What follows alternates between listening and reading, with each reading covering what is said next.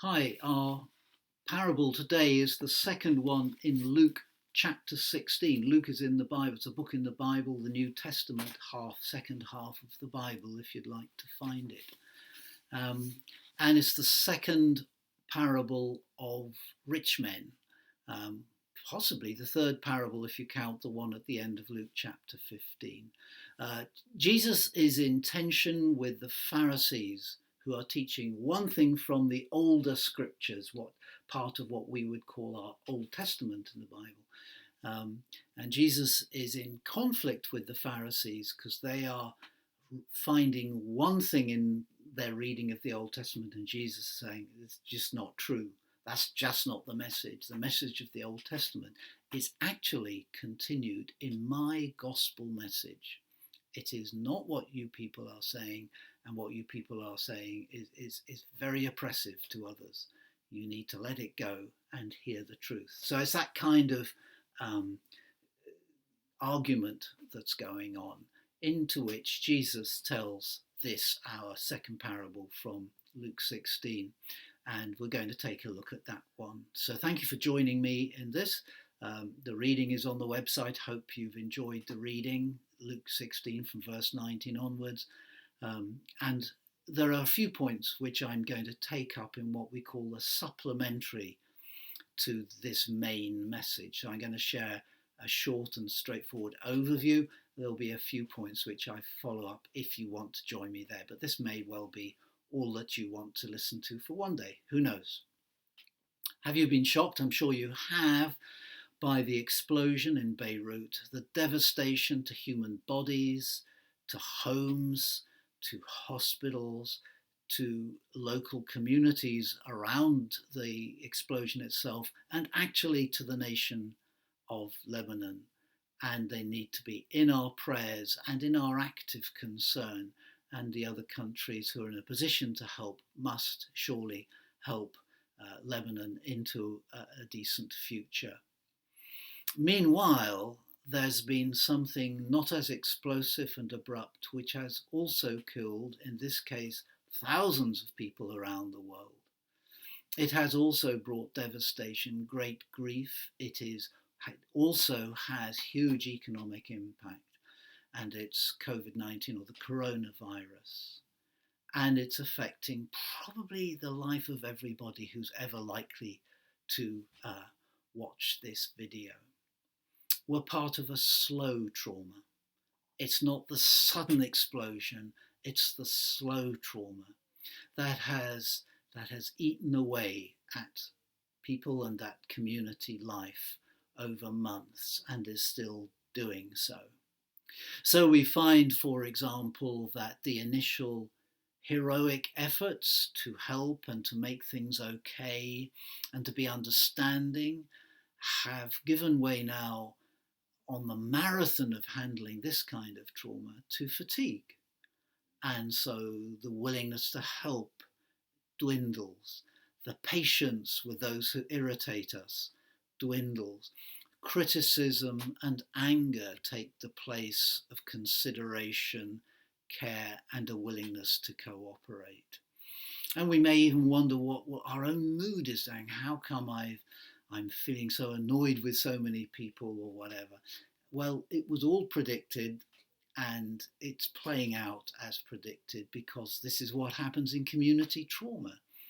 And it affects everybody, whether they acknowledge it or not, in different ways. And we are seeing what happens when that trauma has unfolded for some weeks. And you may be able to see, you can see it all over the communities now, and you can probably see it in your own life and relationships as well. It's a slow crisis, and it is a crisis. So I pray and hope that that you're doing okay with it, and that you're finding strength, and that you're finding meaning and hope to sustain you through it, and that you are remembering the gospel primary rule, that you love God first and your neighbour as yourself, that you're remembering that imperative, because it's really, really important now that we're getting more tired of helping one another. So we have this parable of a crisis. It's not an explosion, and it's not a crisis created by a virus, but it's the crisis of death and the crisis of life and the crisis of realizing that your life doesn't go on forever and that maybe there is, and Jesus is affirming that there is, a continuity between what happens in life now and the reality of eternity. He's interested in that continuity. It's a well-known one for this folk tale. Jesus spoke in his parables by taking things that were familiar to people: the farmer sowing the seed, the fisherman bringing in a haul of fish, a woman celebrating the finding of a coin, a family celebrating the return of a child. Just everyday scenes, if you like, given a particular shape and story to help us explore his points further. On this occasion, he's taken not a familiar scene, but a familiar folk story that's been around for, well, decades, even hundreds of years by the time Jesus used it. And its concern was rich and poor in heaven and hell, whatever is meant by heaven and hell in different cultures, and it's always different. Bear in mind, therefore, two things. One is that when we're talking about heaven and hell with this parable, we are firstly talking about a folk tales version of heaven and hell.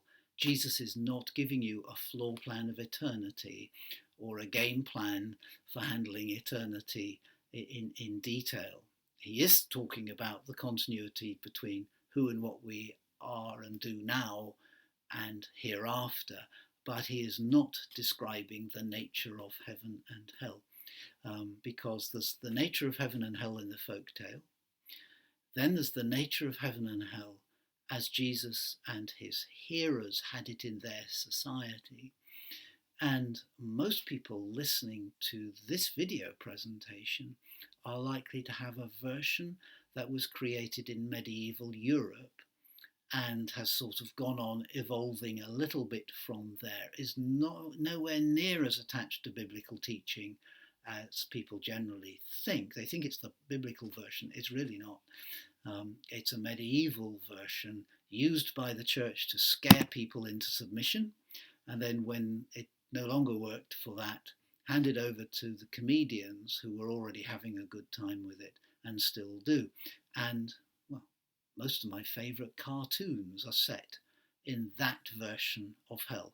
Not what the Bible talks about, but that sort of medieval thing modernised for us to make jokes about it. So this is quite a long way from being a detailed description of what you can expect 5 minutes after you die or something like that. That's not the issue, but because it does raise those points and address them in a particular way, I will come back to them in the supplementary message a little bit. Let's go into the two scenes of the parable. The parable is in two scenes, and it makes 2 points, which is unusual in a parable of Jesus and interesting for that reason alone. Anyway, 2 scenes. First scene is a rich man's house where a beggar lies at the gate. The scene is described quickly but very powerfully. The rich man is wearing purple, something that you or I could do with great ease and with no particular expense. In Jesus' culture, to acquire a garment dyed purple was to acquire a highly expensive luxury. Purple dye came from a shellfish from the Mediterranean, and it came in very small quantities. The process of dyeing cloth purple, enormously expensive. The only reason for wearing purple, since it doesn't make you warmer, cooler, or more comfortable, is to show off that you can afford to when nobody else can. And that's the situation. The reference to purple is to excessive luxury.